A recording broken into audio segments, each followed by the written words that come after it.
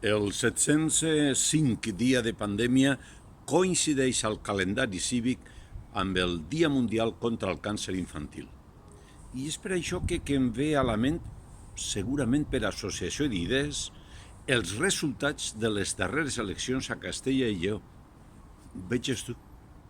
Doncs sí, em ve a la ment per aquesta associació d'idees que afloren des del subconscient i que em recorden que aquesta comunitat autònoma és una imposició més del règim del 78, perquè a les terres hispanes sempre ha hagut Castella per un cantó i Lleó per l'altre.